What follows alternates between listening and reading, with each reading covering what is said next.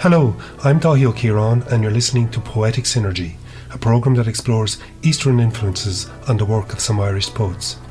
Later I'll be meeting with a group of panellists who will explore those Eastern influences on this particular poet's work.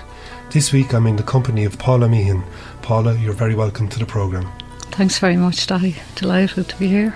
Could you tell us how you became interested in Eastern philosophy and Eastern poetry and how you began to express it first as a poet? Well, I think it was part of the zeitgeist. I mean, it wouldn't have been just me growing up who would have been drawn eastwards and sometimes drawn eastwards through looking westwards.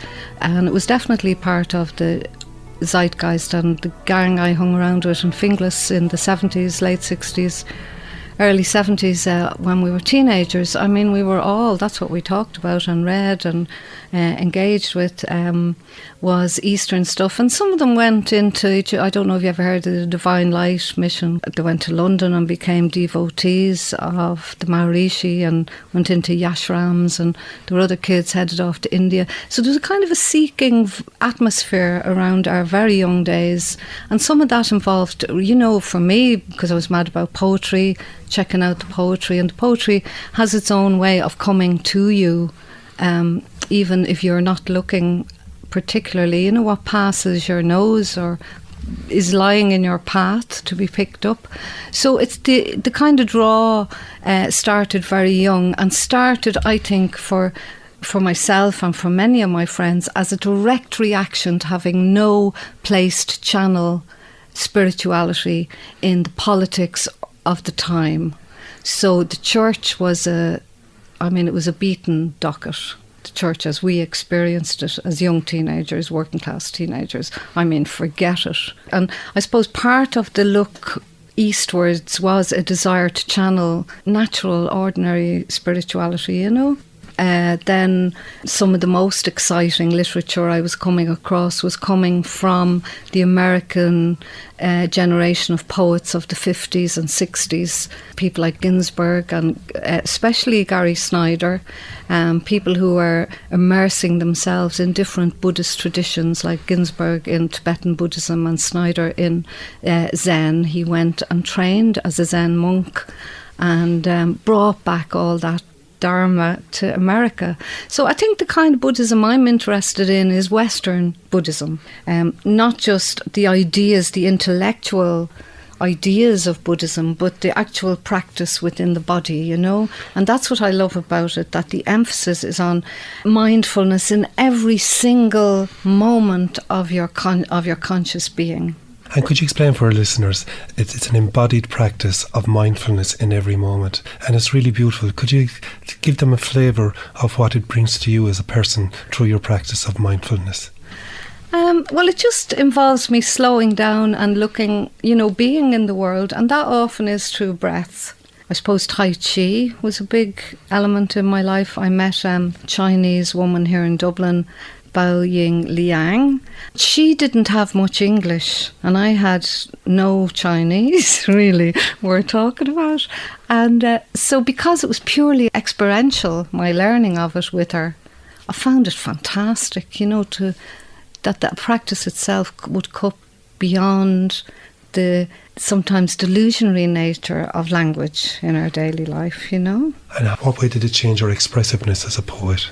The breath in the poem became, well, it is very important. It's not like it became, it's always been very important.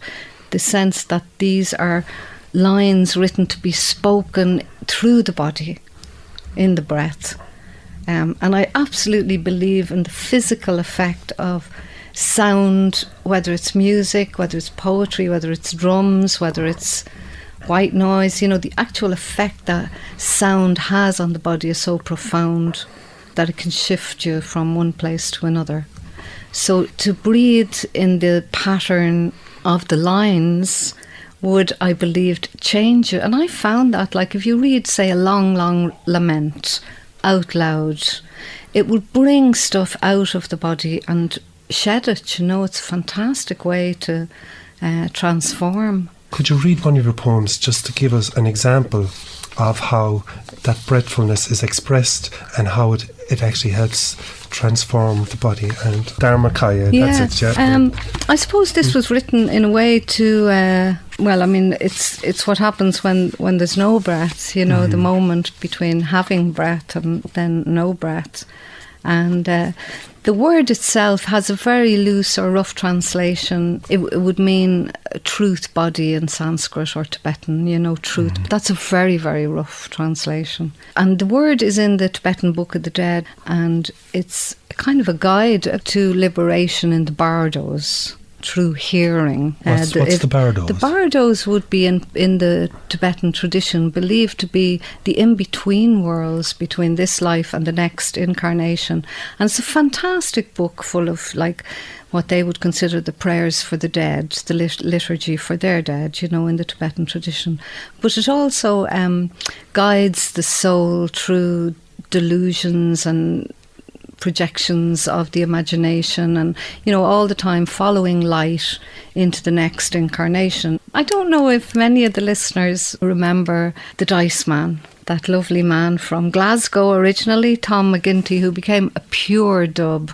And the first time I saw him, he was in the Dandelion Market, and he had his little bowl at his feet, and his act or his shtick was that if you put a coin in the bowl, he would move, But when I saw him in the distance with my feckin' myopic eyesight, I'm a true visionary, looked and thought, oh, there's a Buddhist monk, because I just something about the absolute stillness and the bowl, which is be part of the tradition of the mendicant monk.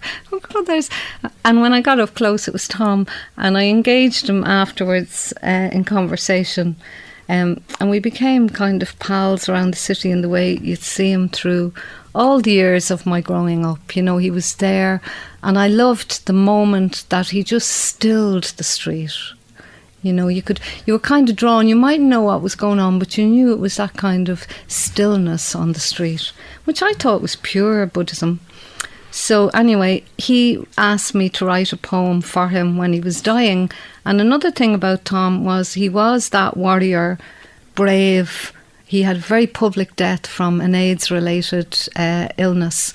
But he went on the Late Late Show. He spoke openly about it. One of the first people to actually take a lot of the fear out of dying for a generation, because the kids on the streets were dying in their thousands, the kids of the poorer areas, the children of the poor were dying. So, Tom was a great, I thought, communicator, and just changed things with his courage. So this is dedicated to him. When you step out into death with a deep breath, the last you'll ever take in this shape, remember the first step on the street, the footfall and the shadow of its fall into silence. Breathe slowly out before the foot finds solid earth again, before the city rain has washed all trace of your step away. Remember a time in the woods, a path you walked so gently, no twig snapped, no bird startled. Between breath and no breath, your hands cupped your own death, a gift, a bowl of grace you brought home to us, become a still pool in the anarchic flow, the streets unceasing carnival of haunted and redeemed. Yeah. I suppose what keeps you sane or channels the energy is learning on a very practical, mundane, daily level to go in and sit down and make a bit of poetry, It's not always possible to be that mundane about it, but I suppose I write on some level also to astonish myself, to try and let unconscious forces through enough to make me wonder. Yeah. You're contacting the cellular. Do you have a sort of meditative process that you do before you go to write? Because in some sense it seems that you're calling deep within yourself, and how do you do it, and what does it feel like to explore that? Well, I think every single poem will have its own process of becoming. And at this age, like I'm 57 in a few weeks' time, and I have been at it since I was very young. I started writing very young. Some might come to you, it could be on a bus, and in fact sometimes you wouldn't even have anything with you, like a pen or something to write, and you're trying to catch a bit in your mind. But the actual sitting down then at the desk and putting shape on it and keeping records and putting it together as text to try and give it a life outside the fleeting, that involves a lot of kind of mundane, boring work, really, but you're always hoping for the blast of lightning, the lightning bolt. Some poems will just come very quick and very sure, and you know that there's something in them, and you might only have to tamper a little bit. And then other poems, it really is like chipping them word by word from granite, that you have to keep going back. And sometimes the patterns I use are very elaborate, so there'd be syllabic patterns, rhyme, maybe form in each stanza, the shaping and the making.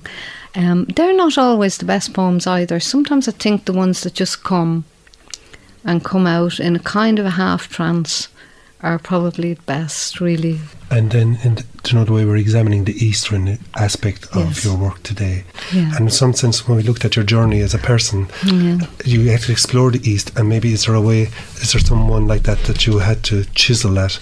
Maybe in a poem? Yeah, okay. No, Diamond faceted his breath. Mm-hmm. Sometimes really complicated forms, received forms that come down to you through the tradition, like patterns. Other people have made them and lived in them. This form here that this poem is written in, which is a villanelle, which actually used to be a slave song. So it has a lot more in common with the American blues system, those tradition, those songs that kind of keep the body going, and the spirituals as well. But the kind of songs that are written, they're really work songs.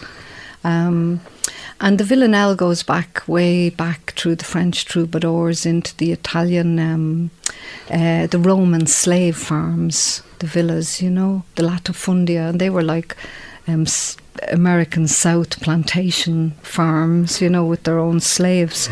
So that you're using a form that's been used again and again, generation after generation after generation by a whole lineage, if you like to use a Buddhist word, of poets, and you're going to do it, and you're going to have a go at it, and you're taking it on, because it's a poem that relies a lot on repetition. When my father died, which is not long ago, 2010, I felt, and I got fragments of this even when I was in the hospice in his last few days. I got fragments of the poem, and I found that the form was really useful to allow me kind of manage all that emotion and loss, to actually to let it come through me and out. That the poem allowed me to do that, and part of the allowance was that this form distracted my conscious mind to make it like a crossword, which Larry was into, my dad, But, it allowed me to give a embodied form in the text to emotions that were all over the place, and I found that all through my life: the loss of my mother, children that died in our family, suicides in the family and outside the family. Like really the life experience that most of us go through that involves enormous loss and grief. That in fact, maybe that's some of poetry's job, is to channel that.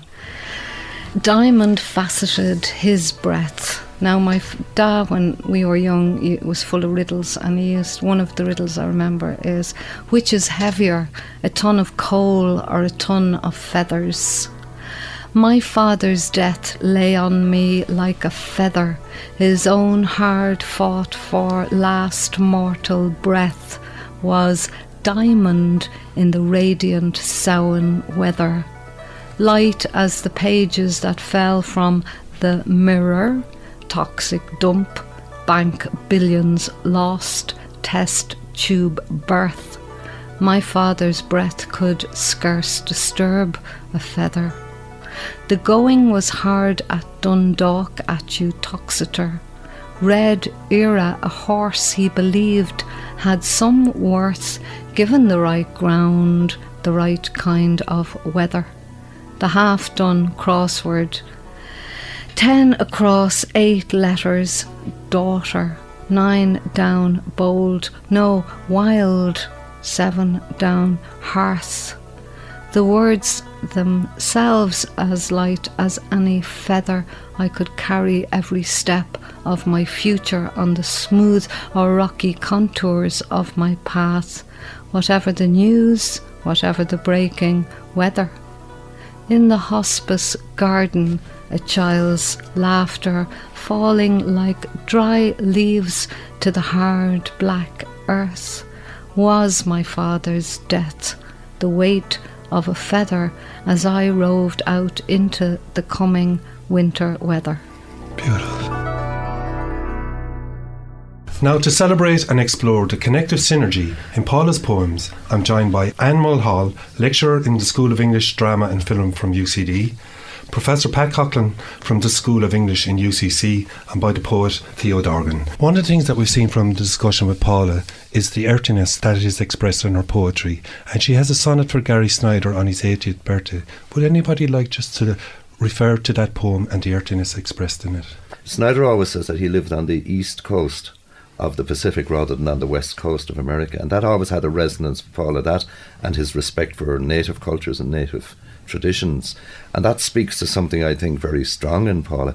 But it's his earthedness. We are here, and it all comes home to the body. In Dharmakaya, that beautiful poem for Tom McGinty, it comes down to breath. Mm-hmm. And this is the thing, by the way, technically that she learned from Snyder, is to phrase the poems according to breath lengths. Which is quintessentially Buddhist. Yeah. The idea of breath, it's absolutely central. I mean, it's very important in Christianity as well. I mean, if I may take a very slightly different direction, I think that very clearly what Paula's work does is it looks and finds the Christian tradition of orthodoxy and the spirituality carried within that kind of wanting, and it turns, because of the corruption and the cruelty of the institutional church and the educational system that Paula writes about so much, it turns to a kind of spirituality which can seem to be clearer and purer. But just going back to that aspect of breath, I think Paula says in several interviews, she talks about breath being central to all sorts of transcendental experience, really, and very central, obviously, to a sort of Buddhist meditative stance that is very clear, particularly in the poems in Dharmakaya and in Painting Rain. So that aspect of embodiment is really crucial, and I think it kind of links to something in her poetry that seeks to actually go to a point before language, that actually what we speak and the energies that are animated in the poem in particular are actually kind of pre-literate. These are pre-literate energies. And that, I think, links as well to how important Gary Snyder's work is for her, this sort of animation of these kind of pre-states of being. And I wonder, could you explore that a bit more for me? Because in some sense, when I was reading Paula's poems that she's chosen for today's programme, I felt that they were an embodied meditation, and that one went back beyond the working of the brain, back into breath, and from breath back into the essence of who we are in an embodied state. One of the poems that's most clear in is that poem Dharmakaya. So she says, when you step out into death with a deep breath, the last you'll ever take in this shape, remember the first step on the street, the footfall and the shadow of its fall into silence. Breathe slowly out before the foot finds solid earth again, before the city rain has washed all trace of your step away. And I mean, it's just such a beautiful poem, but one of the things that it speaks to that is, I think, central to that sort of elegiac mode in Paula's work and in that Buddhist influences, that sort of, if you like, letting go of the ego. It's this really crucial of finding this kind of meditative place where there's sort of binaries between the mind and the body sort of dissolve, But I also think that aspect of embodiment comes through very clearly as a sort of maternal energy in her work as well. And I wonder about that maternal energy, because I was struck by the references to nestling and motherhood in Paula's poems.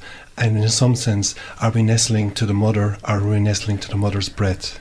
She talks about the poem almost as retrieving or recalling something of a kind of womb experience in some way, you know, that idea of the kind of the pulse of the mother or the maternal that animates poetic language, and that actually works for her as a form of, it's transformative. It's a kind practice. of transformative energy. Yeah, transformation, and if I may come in there, transformation and process become central. And I mean, I think that when that embodiment, that move of embodiment, which is kind of both prior in stepping and in breathing, it's prior to the kind of thought in the poems, but it has to be kept on all the time, as you do in kind of meditative practice. You have to watch the breath all the time. The idea, which is linked with the maternal, I mean, a very important theme, I think, in all these poems and in much of the rest of her work, is that she's opposing the body-soul dualisms, the binaries that we've all inherited, and she's resisting them very powerfully, drawing in the Buddhist influences and the influences from American poetry. And I mean, you probably don't want to go into poetic form in detail, but the poems are amazing as representations of those breaths. They're like breaths themselves. As we saw when Anne read some of Dharmakaya, you can't read them without breathing. And so the embodiment is right in there in the language. It's kind of a paradox. You use words to talk about that which is beyond words, and Snyder's already doing it. Pat, I think you're really onto something. I think you get something fundamental in the poems, is in Tantric Buddhism, and indeed it's not just in the Buddhist tradition, because you have this in Sufism, you have versions of it in paganism. And you have it in medieval Christian mysticism. You do. The idea that breath is consciousness, and the way you breathe affects the phenomena of consciousness. So there is a way of looking at a poem that if you find the exact rhythm of the poem as it's found itself, and you speak the poem to yourself, you will breathe yourself into that place in consciousness where you're ready and fit to understand what's happening in there. And so it's actually, there's a very radical proposition embodied in all this, and at the same time it's a very ancient idea. You don't write the poem writes you. I just wonder, what struck me in one sense, and it is just to explore an Irish aspect of it, is between breath and no breath, and the idir in Irish. Idirathra.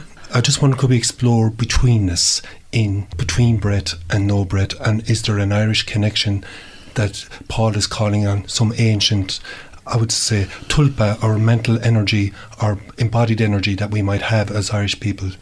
I mean, this is a really interesting idea. The first thing that comes to me is probably not what you might want me to say, which is that I mean, if post-colonialist critics and people thinking about Irish history, we are always seeing ourselves as between languages.